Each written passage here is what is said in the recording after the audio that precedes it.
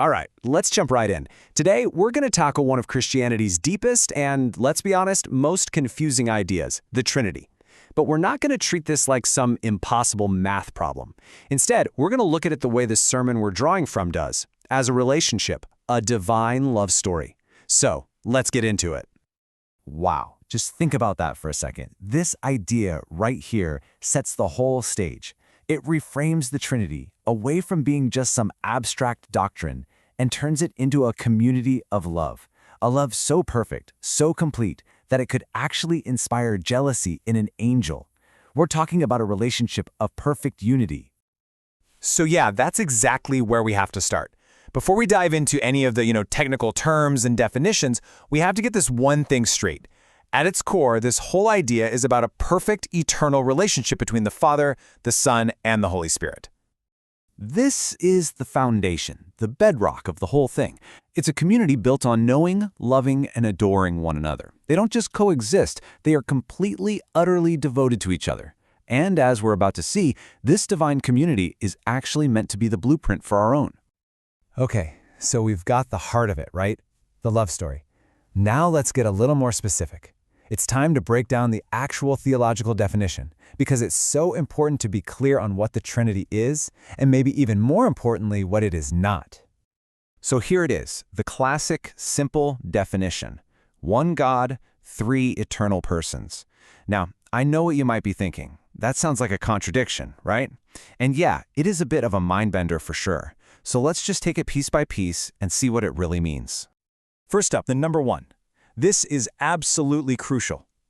Christianity is monotheistic. The Bible is crystal clear on this. There is only one God. One divine being, one divine essence. Period. We're not talking about three separate gods here. And yet within that single being of God, there are three distinct persons: the Father, the Son, and the Holy Spirit.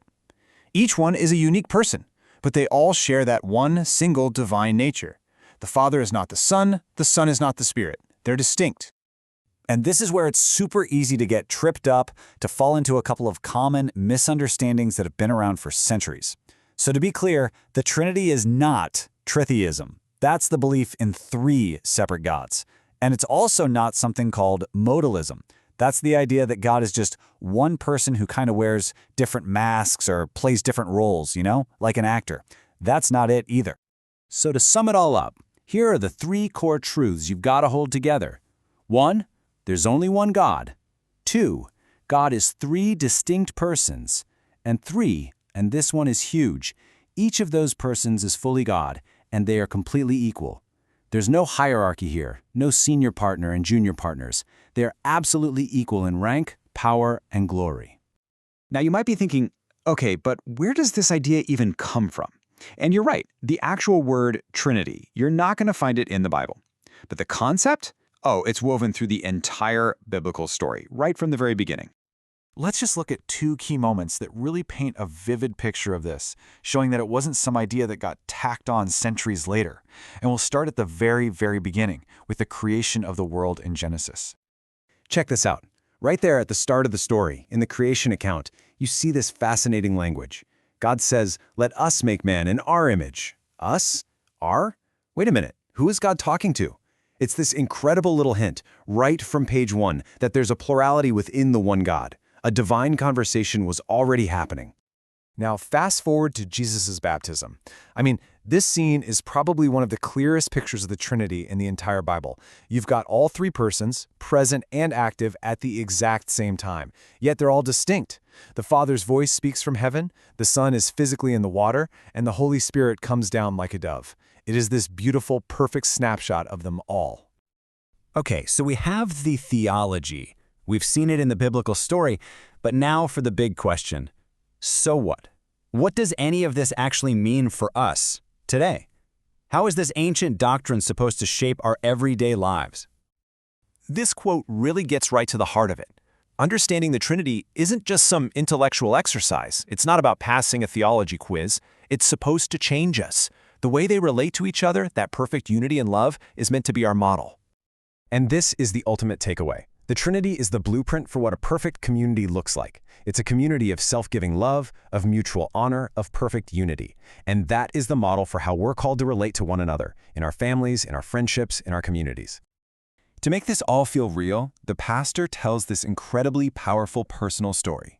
He gets a phone call that his girlfriend, who's now his wife, has been in a car accident somewhere in Ohio. He has no details, he just knows she's hurt. He runs to his friend and says, "She's in an accident, I don't know where, but can we go?" And they just got in the car. No destination, just this desperate need to find her. Why? Because, as he says, love will make you do anything. And this is such a brilliant illustration. It's not just about God's love for us, it's a reflection of that same self-giving love that's always existed between the Father, Son, and Spirit. A love that acts, a love that moves, a love that rescues. So, what does really understanding this produce in us? Well, the source points to three practical attitudes. First, humility. The God of infinite worth, the creator of the universe, sees you as priceless. Second, worship. Not a chore, but just this natural overflow of gratitude for who God is. And third, hope. The solid promise of a future with this God who loves so completely. And he shares one more story. His car broke down hours from home. He had to call his dad, and he was expecting that "I told you so" lecture. But instead, all he heard was, "Where are you? Be safe. I'm on the way." And that is a perfect picture of God's response to us when we're in trouble. It reflects the very heart of the Trinity. The Father sending the Son willingly going, united in a single loving mission to rescue. Which brings us right to the ultimate conclusion. The Trinity is so much more than a concept to memorize or a puzzle to solve. It's an invitation into a relationship, into a circle of love that has existed for all of eternity. It's something to be experienced, not just understood. So, we'll leave you with this final thought to chew on. If the very nature of God himself is a community of perfect, self-giving love and unity, what does that ask of us? How does that challenge and inspire the way we live and love in our own relationships?